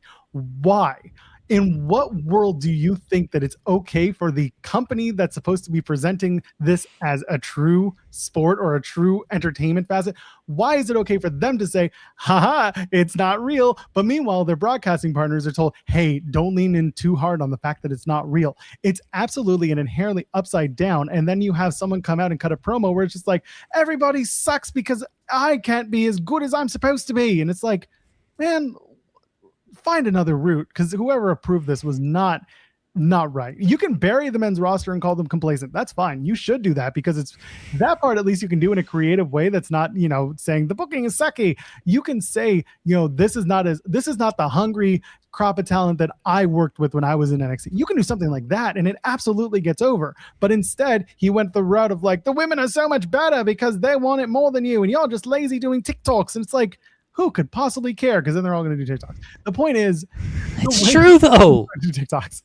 but the point of this all being, he took way too much of this attempt at a meta work shoot narrative, and it blew up into this like, oh, Grayson Waller's cooking. It's like, where's he going to be in 3 weeks? No, he wasn't. And then they had to throw in, then it was, what made it worse was throwing in all the extras. We're going to cut his microphone, and then he's going to go talking to the camera microphone. And then, which by the way, gets picked up perfectly fine. And then he's going to talk to the one PA who's like, wrap it up. It's like, oh, send Sean out here. Talk to him instead. And it's like, he's not going to come. Like, what are you doing? What is the point of this? It was everybody on that roster is a bitch. That was Grayson Waller's point, and they proved it. What's even worse? When Grayson Waller has to be like, yeah, that's right, I'm cooking right now. And it's like, you don't say that. When you're cooking, you don't say you're cooking. That's just like self-aggrandizing. You're just telling them that I'm great and you're stupid. Like, it was not well done. It was well presented, but creatively it was pointless, as Piledriver finishes as. I think pointless is a very good way to put it. How's it pointless though? He walked in and said, I want a title shot, and he basically walked out and got involved in the title situation, which he couldn't have. The moment. It's all about the moments. That's right. It was an OMG moment to be on the top 50 this year. It's not pointless when it establishes a point. What's the point? That is creative sucked. What do you mean? What's the point? The point is he put himself in the NXT title picture. It's supposed to fire up the men's roster. It didn't work because this men's roster does suck. So that point got proven, honestly. And he got himself back on television. There were plenty of points to it. Where is he going to be in 3 weeks? That's going to prove another point, is they don't know how to book shit. So he's probably going to be nowhere in 3 weeks. That's fair. What are they saying on Busted Open about it this morning? That's my curiosity. Do they think this is the best thing They probably think it's amazing. That's fine. They think everything's amazing. Who cares what Busted Open has to say about it? In a long time. Can't believe we're talking about it. Grayson Waller's going to be on Busted Open tomorrow. He's going to, good. Again, the Sean loves me. Meanwhile, what did he do on that one conference call that got him looked at? He showed up during the post-show press conference that Sean was doing, and he cut in and cut a promo. It's like, sure, whatever. It wasn't good. Have I considered being a fan and not a critic? No, I haven't, because I don't think I could be either at this point. Anyway, yes. Why are you a hater of the Grayson Waller? I want to like Grayson Waller. I think as a performer and a wrestler, he's very good. I think from the creative minds of WWE, he's been given absolute shit. And he called it out. Good. But he shouldn't be doing it this way. That's the problem. The crux is not the character. The crux or the delivery. The crux is the creative. The creative sucks. Yeah, Call out terrible creative. No, that's I'm okay with these dudes calling out terrible creative when it sucks at this point. I'm done. We gotta stop pretending like any of this is real anymore. Well, I tell you all the time it's not. I know. Like we just do. Like we gotta stop pretending like any of this is real. It's not the 1980s where Hulk Hogan can't be seen going out to dinner with Roddy Piper because you're ruining kayfabe, brother. Like None of it's real. We know how the creative process works right now. He should have gone further and buried Bruce Pritchard and Michael Hayes for not giving him any of our opportunities. And Triple H, like, just call it all out at this point. It's funnier that way. This is where I'm at with WWE, by the way. This is 100% where I'm at. Just be entertaining. I found Grayson Waller entertaining last night. Grayson Waller was the most entertaining thing on this show in about 3 months, and that was good enough for me. I liked it. Was the content good? Could it have been better? I don't know, but it was way better than anything else that's been on this show for the last 3 months, where everything else, especially like the Roman, I didn't talk about the Roman and Seth stuff yesterday, but like, why? Because like that sucked. Yes, like that sucked. It wasn't like, none of that was entertaining. Oh, we called him a bitch. The same thing with the Oba and Brock stuff. Like, none of that was entertaining. So many people just feel, especially in WWE right now. I know Braun Breaker's been memed to death over the past couple of days with this. So many people in WWE just feel like they're going through the motions because the creative's not good, and it's just, let's just get to where we got to get to, guys, and we're getting paid well. It all feels so lifeless. So much of it just feels like, we're just here, we got to fill our content, this is what we're told to do. Okay, I'll give Grayson Waller credit, and at least there was some passion and some fire in this damn thing. And that's more than I can say about legitimately anything. Even the Cody and Punk stuff feels so fucking lifeless compared to what it should. When you're arguing over the strap hitting you in the face and that was on accident, this wasn't, little brother, and then he pie faces him, all so damn lifeless. At least Grayson Waller came out here with some fucking energy, which is more than I can say about anything on Raw, SmackDown, NXT for the last few months here. So that's where I'm at with this company. Credit to you, Grayson Waller. If you didn't like the promo, fine. If it was too work shoot and you don't think it should be happening, I don't fully even disagree with that. I'm just happy someone took an energy drink to this show. Shout out to Thea Hill. She had a backstage segment. Allegedly. She had a couple. Oh no, just one. This one. Allegedly. Allegedly. Did anything else happen on the show? Oh, I guess Cruz Montana debuted his name and everything. Shout out to SB3 who got the they changed the music, but they did have the guy do the Yo Montana what's good at the beginning. He did say they were going to do something like that. This was week 2. Like, his first thing is just a little backstage segment. It's like, oh, you're telling me this guy just does not matter. No, they never do. The funniest thing is him walking away from Kalani, but then Kalani had to be like, oh, everyone doesn't pay attention to me. And then they go to they go to break. And I was like, it was so much better if she had just been like upset about it and not just, why does everybody ignore me? Whatever. It would have been so much better if he just wasn't involved in this backstage bullshit. He's got to introduce himself to everybody, though. Again, he's got to shake everybody's hand like a good professional wrestler does, brother, and then he's got to go and say hello. He's got to make his way up the card, brother. It's so much better if you're just not going to be involved. Like the first appearance we saw, we knew he was going to be on the show. We said he was going to be on the show. The first appearance we saw should have been his entrance, because the stupid pop meter. Oh, dude, they have gimmick more of the thing. KFC bullshit. So they gimmick that thing all the time. I love that they're just eating popcorn chicken. I actually want some right now. Somebody go send me some KFC popcorn chicken. I'm sure you have one pretty close to your place. I actually don't know where a KFC is. You look it up while I set that up. So yeah, they did the match with Lizzie Rain and Booker T. Vic Joseph calling out Booker T of like, how many times are you gonna screw up these names, Booker? Like, I don't know, man. Honestly, I understand. Yeah, you just did it. That's why I thought of it. I know other people have also been talking about how impossible these names are.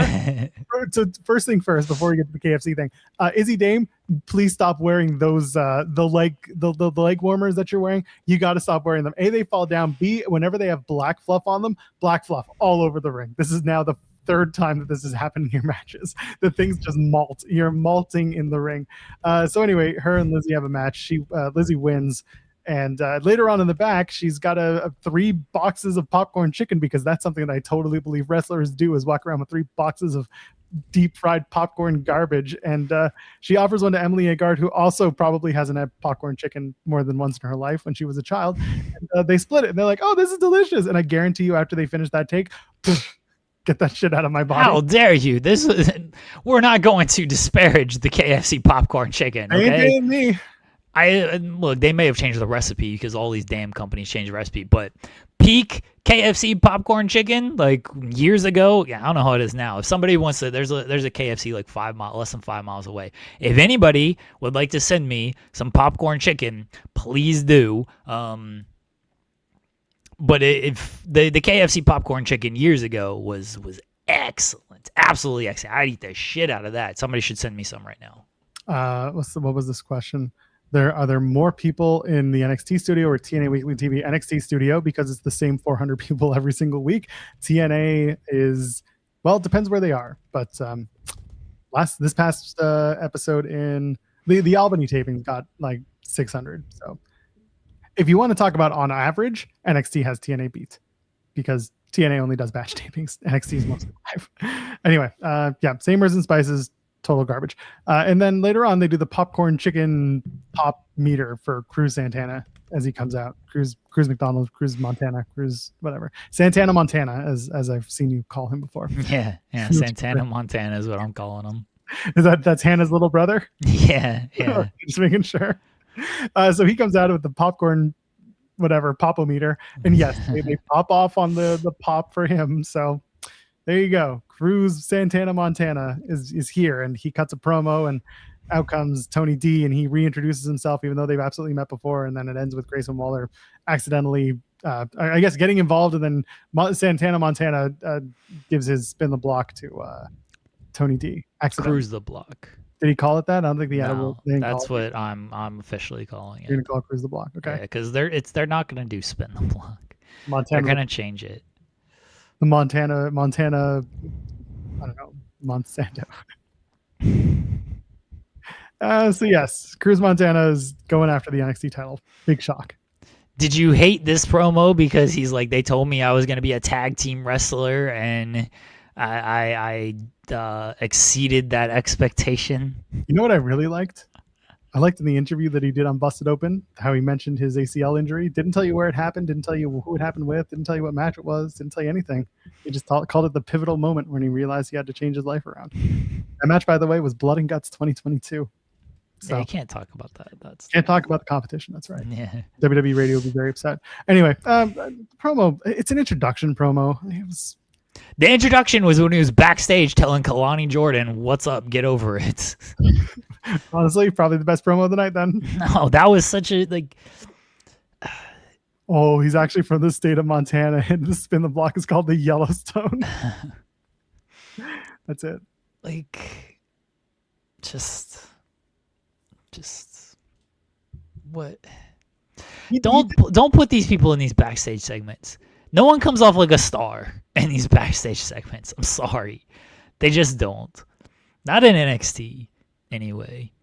Main roster, there's a little bit more juice there, but NXT, nobody's a star in these backstage segments. So the promo, I've said this before, and I'll say it again. With Cruz Montana, Santana Montana, they need to make sure, or he needs to make sure, that his story doesn't default to, I am an addict, therefore you must cheer for me. I am a babyface. I have come through so much. Because in TNA, that was the only story that they told with him, was I'm the underdog because I was an addict, or because I am an addict, because once an addict, always an addict, according to people who face addiction.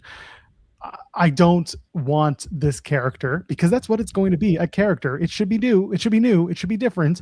He's using a bit of his history of being factually told you're not going to be more than you are and proving people wrong. If that's his character, that's a white meat babyface. Go ahead. But if we start defaulting to, I'm better than this because I was an addict or I've overcome so much. I've seen that literally everywhere he's gone. So I'm hoping it doesn't stay that way. But as an introductory babyface fire promo, like, wasn't terrible. It was just it was setting up a lot of things that we needed to see. Yeah. And there was actually I appreciated Santana again, had some passion and had some fire when it came to this stuff, because there's so much. Everybody's on cruise control right now. Nice. It feels like. Thank you. It's just I like that he at least again had some fire to things, and I give all the credit to Grayson Waller for making these men step their damn game up. TikTok videos and bullshit out here. It's gonna be really funny when Santana Montana starts doing TikTok videos. I mean, if it's like with his daughter or something, that's fine. No, it's gonna be him and Grayson Waller doing them. Oh, I don't think that.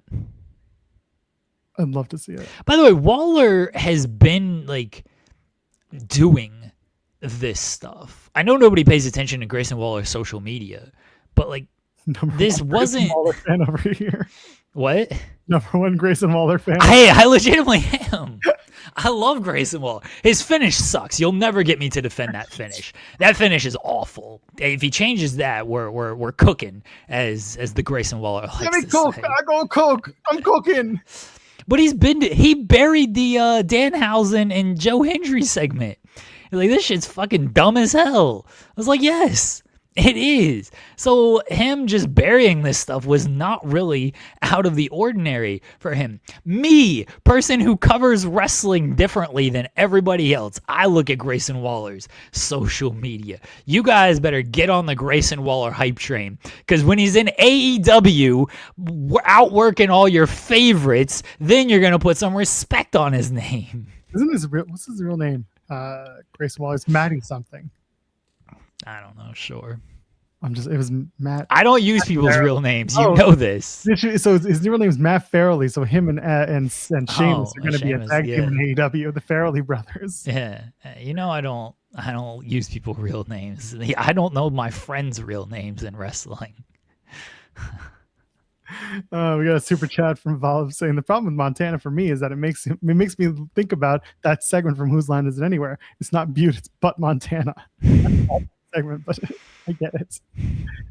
Oh man. Anyway, Cruz Montoya. Yeah, he kept saying like Montoya on the Busted Open interview. So he explained it as it wasn't. So he said it's because of my dad. I'm carrying my dad's legacy or my dad's life with me. And then meanwhile, his explanation for the name is a movie that his dad let him watch when he was way too young, and it was two of the characters from the movie. And I'm like, oh, you're making it worse now. If you had just told us that your dad's name was, Montoya or Montana, whatever. If you said something that was directly your dad and not this movie my dad let me watch when I was way too young to watch it, I was like, oh, okay. Yeah, when people find out that. And maybe no one will care, but his initial tweet was like, "Oh, it's a tribute to my dad," and of course everyone was like, "Oh, okay, well we can't say anything bad about that because that's his dad, so can't do anything, that's not bad." But then come to find out, like, it has to do with his dad because it's a connection he has with his dad, but it's not like his dad's name or anything. I don't know what his dad's name is. I mean, his last name is Sanchez, and there's obviously no Sanchez in there. Maybe his dad's name was Cruz, but he didn't say that for the explanation. No, because he also said the Cruz was because it means cross in Spanish. It was that plus the name of the character from the movie. So the movie, by the way, so it wasn't Scarface. He didn't want. A lot of people defaulted to Scarface. It wasn't. Yeah. Apparently, his dad's name. So apologies to throwing names out here. Apparently his name is Mark Sanchez. Apparently he's junior because his dad's name was Mark Sanchez Sr. So there you go. So there's no Robert Montoya. Whose name is Robert? Oh no, Montoya? sorry. I messed that up. Never mind. No, ignore that. Ignore what I said. Who? Yeah, exactly. Thanks. Yeah, apparently his dad's name is Mark Sanchez. Not that Mark Sanchez.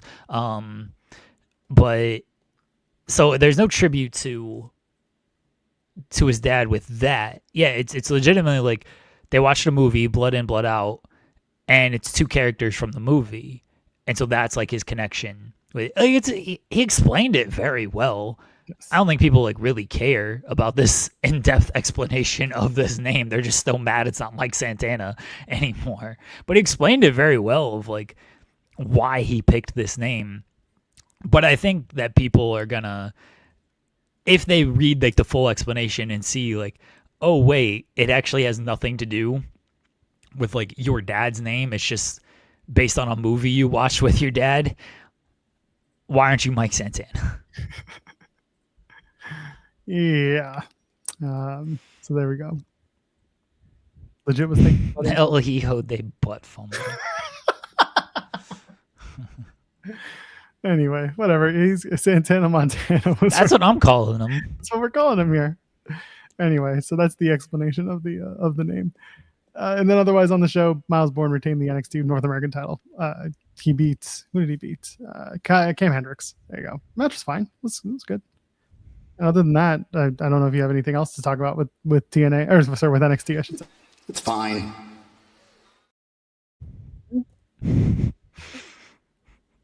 What would be our NXT names? I don't know. Mine. I've done like an NXT name. Isn't there like an NXT name random generator? Someone did that once. Yeah, I feel like a few people. There was an NXT 2.0 name generator. Yeah. Here we go. Randomize. You will be Darren Deagle. I would be? I'm just pressing randomize. I feel like I gotta like You'll be Vincent Hooker. Vincent Hooker? A little too on the nose, isn't it? How's that? Oh, yeah. Not for you. Yeah. Do you want to be Luis Felic? All right, here's a fun game, Joel. Oh, no. What hookers? Anyway, sorry. Yeah, go ahead. Okay. Do the randomizer. One just came up. Katana Goat Bone. Katana Goat Bone? I don't know what this came up. Okay. Do the randomizer. And whatever name you get, you have to give an explanation for why you picked that name. Okay. Can you do this? Let's. I'll go first. Okay, hold on. Okay. I'm gonna share. Do you want me to share this? Yeah, share it so people know you're not lying. Yeah. Okay. Let me zoom in on it. As I say, I can barely see it. Okay. Congratulations, Okay. you made it to NXT. I am Mexican luchador. Okay. This one just came up first, so we'll re-roll. Okay. We look forward to get that's poorly written, to get the absolute best out of your talent. Naturally, your in-ring name doesn't belong to you, but you can trust us to make the best possible decisions in regard to the direction of your character. So here's what we have for your character, and then we can re-roll. So all right. So all right. Joel's gonna re-roll this, and whatever name pops up, I have to explain why I picked this name. are you ready? Yeah. Here we go. Your name is Kurt Morgan, and you will be a mechanic. Mechanic. Oh, well, this is an easy one, actually. Easy, yeah. Yeah.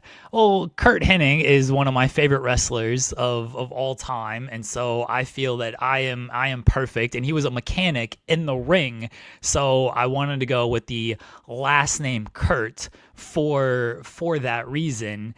And Morgan, I always appreciated the stuttering of Matt Morgan, and I too will stutter in my promos as a mechanic.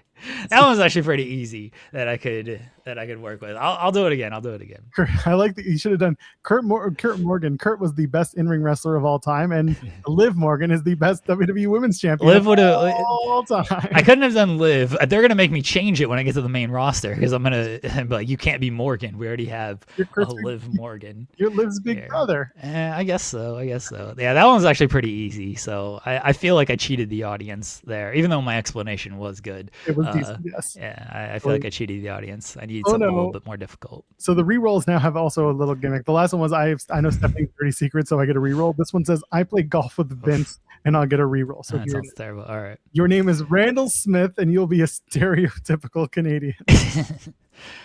Well, Randall from Clerks. I love the movie Clerks. So Randall, one of the main characters of Clerks, and I want to just pay tribute to Randall. I don't want to come in on my day off, so I love Randall and Smith. Well, as we know, John Smith had everything to do with the Mormons, and I am a Canadian Mormon out here, so I feel Smith is a proper name for me, and I wanted to be just like one of my heroes, John Smith, who wrote the Book of Mormon. Now hold on.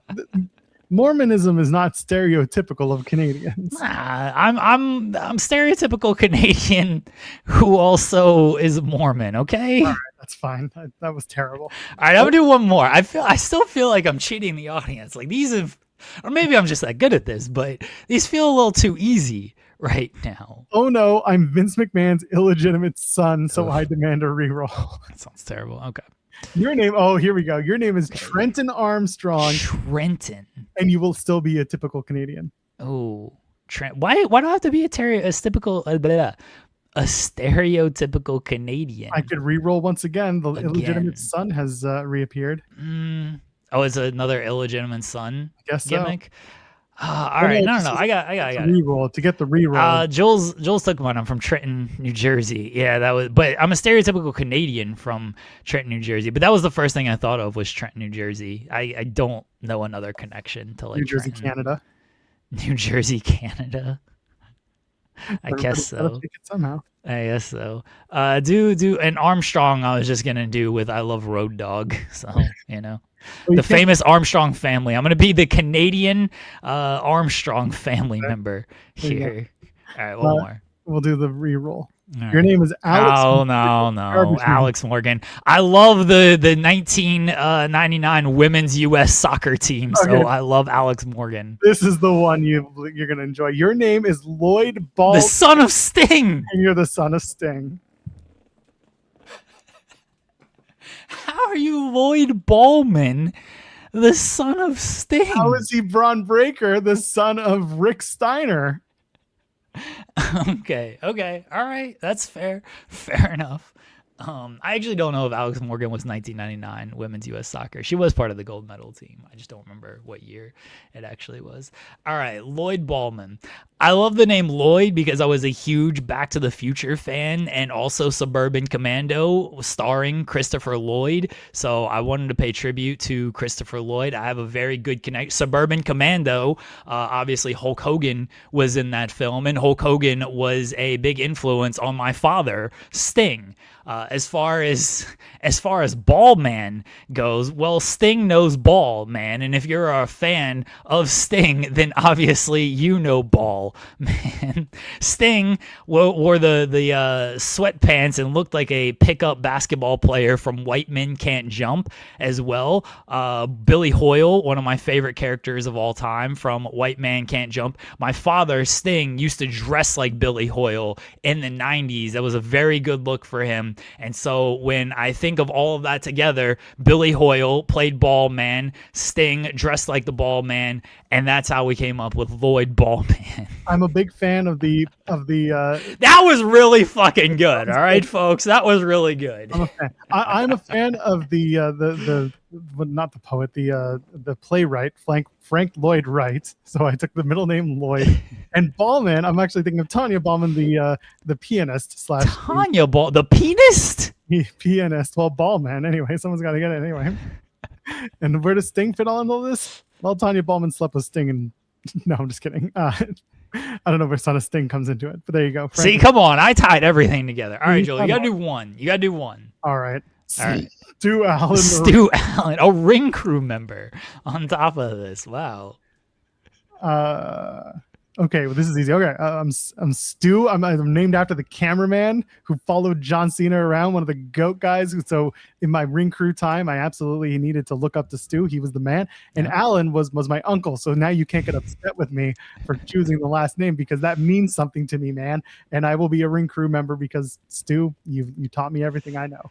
Alan, yeah, I thought you were gonna go. Alan was my uncle because it's AJ Styles, and It's at my the start of his career, he also, you got to set up your ring crew, and I want to remember the roots of my uncle Alan when at the beginning of his career he had to set up the ring and work my way into becoming one of the top superstars in WWE history. The Stu one was very good. Cameraman, ring crew, I'll give you that one. You could have worked a little harder on the Allen bit there. Yeah, you were close. You were close. Well, I'm friends with JBL, therefore I get a reroll. I don't think that would work anymore these days. Oh, Judas Gonzalez. Judas Gold. And then the second Gonzalez? Razor Ramon. The second coming of Razor Ramon. All right. You see, I'm a big Chris Jericho fan, and it's so much.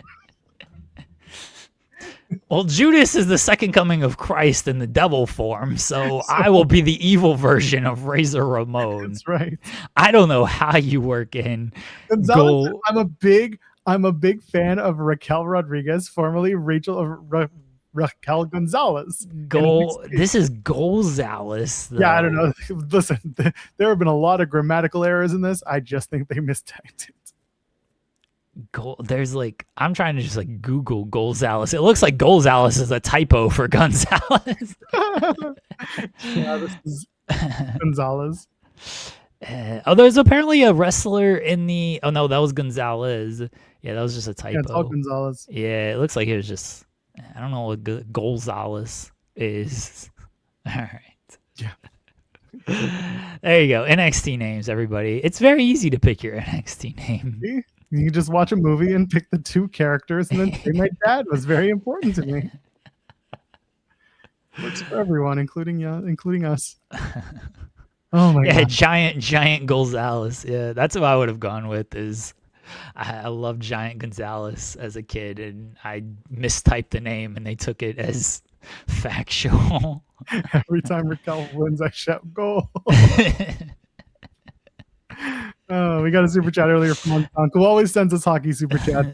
Macklin Sullivan, he said, signed the biggest contract in NHL history. Meanwhile, Connor McDavid agreed on $12 million AAV. To make matters worse, they hired a narcissistic head coach. McDavid can only blame himself if he ends his career without the cup. So Macklin Celebrina, I think it was with the Sharks he signed, right? Well, yeah, that's who he plays for. He wasn't an unrestricted free agent. You're right. He re-signed, I should say, with the Sharks. And yeah, there you go. Got a huge deal. It's like something around 18, and good for him. Yeah, he's going to be highest paid player. Leo Carlson washed. Wow. That was fast. It lasted about 3 weeks. I mean, look, Celebrini's probably worth every penny on that. So the cap's hopefully going to keep going up. Otherwise, the Sharks just put themselves in hell with this. But hopefully the cap keeps going up. It's crazy, $18 million for a player who's probably going to he might be a top 5 player now, top 5 forward. We won't go defensive goalies in there. But he was a top 5 forward this past season.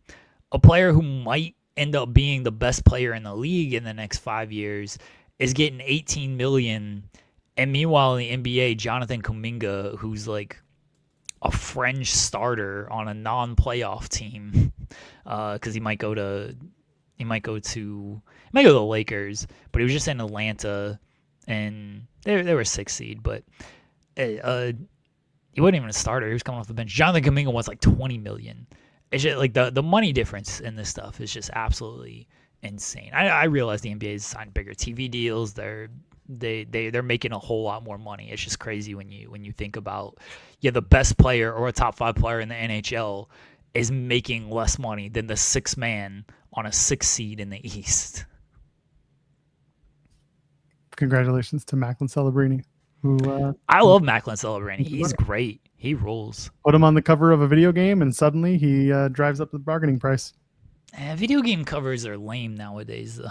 Hey, listen, let the man cook. He's cooking here. He's gonna call out all of those complacent sharks. I mean, I think they're gonna be good next year. We'll see, but they should be good. They should be taking a leap. And then McDavid gets to work with Mike Babcock. Is that who's coaching the Oilers? Yep. Oof. Okay. Have fun with that. All right. What is this? Oh, okay. Never mind. Your the interview that you recorded yesterday got claimed. Oh yeah, it wasn't. Yeah. I You didn't should do delete anything. it. Yeah, you didn't do anything wrong. Because I didn't post it. I should have deleted that immediately though. Yeah, they were coming back from break, and there's ads and stuff. It always gets claimed. I'm dumb, and I should have immediately deleted once I was done with it. Doesn't actually do anything to our channel because it's all hidden anyway. Yeah, it's fine, but that's my bad. I'm looking at notes right now from the Triple H talk on Busted Open. Oh, I'm about to listen to that since we're about to wrap. Yeah, we don't have to fight people to tell them it's real. We don't have to pretend to be real. Well, thank you, Hunter.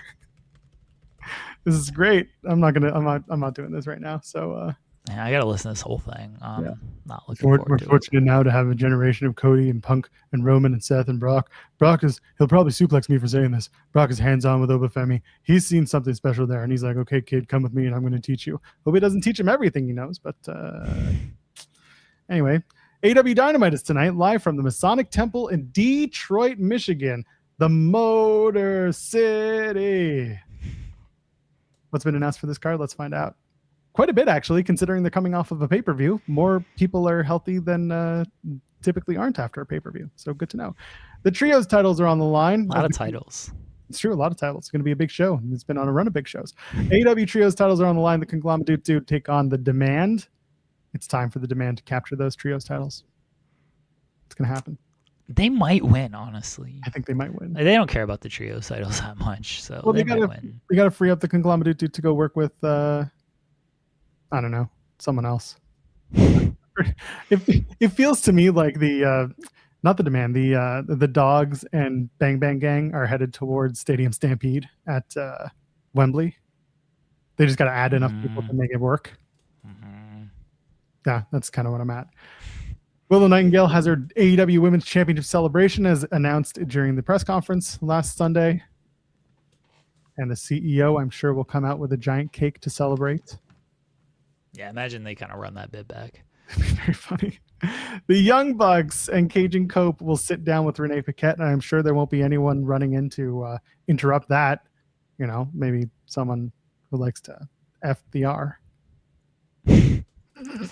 I don't know. They might just do Bucks and Cajun Cope at this pay-per-view, honestly. It'd be very funny if all that talk of like doing a generational ladder match turns into, nah, it's just these four. Yeah, they honestly might just go with that. Oh, but you see, the last one was more of an anarchy in the arena than it was a stadium stampede. So we can do a stadium stampede because this is a legitimate stadium, not like that New York one that they faked. No, but they called it Stadium Stampede. They did because it was technically a stadium. But this is a real stadium that they're stepping into. Yeah. They'll call it Anarchy in the Stampede Stadium. Anyway, the TBS title's on the line. Maya World will defend against Persephone. I'm looking forward to that one. That's be a really good match. Yeah, that should be really good. Maya, it wasn't fully her fault, but she needs a bounce back performance after the Sheeta match. Again, not really her fault, but yep. I think Persephone will be able to they'll be able to work well together. Who do you think Maya defends against at Wembley? Chris Statlander? Maybe. Hyon? No, I don't think they're gonna break them up. I don't think so either. Yeah, Tony said in the press conference, it's Cope and Cage versus the Bucks so far. He's leaning into the bit. I hope so. National title is on the line. They announced this last night. Andrade Alito defends against Nick Wayne. That is his name. His name is Nick Wayne, and Jack Perry. It should be fun. There was one spot in the ladder match that a lot of people didn't actually talk about, and that was Nick Wayne doing his Phoenix Splash off the ladder. And you know what? When I was watching it, he climbs up to a rung and looks at it, and I thought he was going for a moonsault. Then he goes down a rung, and I'm like, oh, what are you doing? And then he does the spot, and I'm like, okay, good for you knowing how you needed to move your body to get that spot in all the way. At least he did this on the outside, where instead of right over the contract. Give him that, because he's Nick Wayne. That's his name, Nick Wayne. He's smarter than everybody else in this match. He's like, let me do my cool spot right under the contract where I could just win the match. And now he's going to get pinned in the AEW National Championship match. I don't think when can New Day debut? I don't know when their contracts are like officially done. Well, we've done this before. I don't think it was this show. I think it's as early as next week. Next week, okay. This is the week where you could debut Boner City. I think they're gonna debut if Motor City Machine Guns are coming in. I think it's tomorrow. I think they do it against TNA for the bit. I would laugh so hard. Yeah, Jules is saying August 2nd. So Okay, so next week they could debut them. All right. I would. where are they next week? I don't know. I'm going to take a quick look while you talk. Okay. I would hold them off until at All They're in In. Mexico.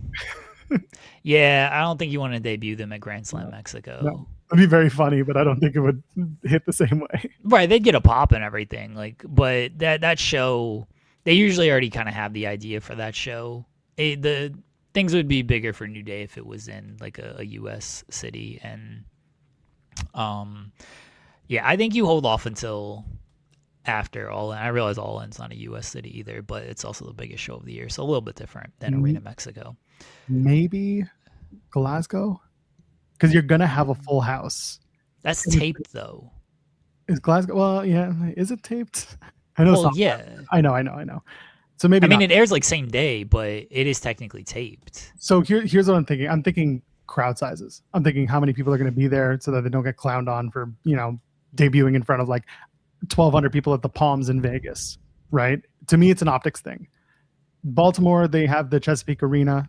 That's August 19th. And then it's All In. All In is, that's the only other place, because right now it's Detroit, then Mexico, and then it's Dynamite in Vegas, like I said. Baltimore for that Dynamite on the 19th, and then Glasgow. I would just do it at All In, because do your build to All In. You've already announced some matches. You've already kind of started things with that. Bringing in the New Day is not going to like mess anything up with the build, assuming they're just going to be added to this tag team match. But we have the reasoning for this Bucks and Cope and Cage tag team match. You know what would be a funny bit is FTR going to be the host of All In. And it's going to be Cope and Cage. And like, we got one more team to add to this. And they're warming up like they're gonna be part of it. And then you just hear, it's a new day. And then here comes Kofi and Woods. And FTR just steps aside to let them in the match. And FTR looks like a bunch of goofs. I would love it. I know people have mentioned this before, and I think it'd be very funny. So have fun. And Micah's going to be there tonight. Have fun. Have fun, Micah. Hope it's a good show. And it looks like it's going to be a fun show. Kenny Omega's going to be there as well. He's slated to appear. And they've announced a lot for this episode, and I hope it plays out in a fun way. I would expect Motor City Machine Guns. Obviously, you don't know for sure until someone sees them or it happens. But this would be a good place for them to land. Given I expect them tomorrow. Tomorrow will be fun, or you can do it tonight and then say tomorrow they'll be in action or something. Like you could play it both nights if you want. But I like the surprise element. I would do that. I mean, it's a surprise element tomorrow. It's live tomorrow. So. It is live tomorrow, but I'm saying you'll boost the numbers more if you debut them tonight, and then tomorrow you say Motor City Machine Guns have a match or something. I think that's how you have to do it if you debut them tonight. I think you do them tonight, and then they wrestle tomorrow. They got to be on both shows if they're debuting tonight. If not, just hold them off until tomorrow, and again, do it right at 9:00. Yeah. I think it'd be very funny as the crossover. Anyway, that's what's happening tonight on TNA. Or sorry, I just looked at a TNA. Wow, Joel hates AEW so much he just called it TNA. Number 2 promotions. They work together. That's what's happening tonight on Dynamite on AEW. So there you go. Motor City Machine Guns joining JCW. That's the answer right there. That's it. What was your moment of Tuesday? Grayson Waller cooking. You gonna add a bro to that? No. You had a bit of an accent going on there. Yeah. Are you gonna listen to Talk is Jericho with Vince Russo, bro? What? Yeah. Vince was on talking about his TNA book. Absolutely not. That sounds terrible. That's awful. Motor City Machine Gun joining the DCF. I liked Chris Jericho interviews too, but no. No, I also immediately deleted that one. If I don't have to cover it, which we don't cover Russo stuff, at least his comments, then I have no. My moment of Tuesday was, I don't know, man. Cruz Santana Montana making his big NXT debut and explaining to Busted Open afterwards that the name is in fact a movie reference because that man loves movies more than he loves anything other than his father. Love yourself. You love blood in, blood out. What have we accomplished today? I talked a lot about AEW merchandise today. It's a good chat. What we accomplished is that WWE is lame, boring, and lifeless. Thank God for Grayson Waller. It's a little excessive for your comments, but sure. It's just the funniness of saying, like, everyone sucks in this company but Grayson Waller. Like, how bad of a state does your company have to be in when Grayson Waller, who I do love, is like the highlight right now? So apparently the Triple H interview was quite short. And Good. I don't want to cover a bunch. The comment on Reddit is incredible to start the interview with discussing how happy you are that you no longer need to fake that wrestling is real. Then discuss how you're sad that the heat no longer gets on the talent or the actual stories. Then immediately after that, pretty much the only discussion about SummerSlam was that was to tell us that Brock and Oba are actually just as close as can be, and Brock is his mentor, teaching him through all this.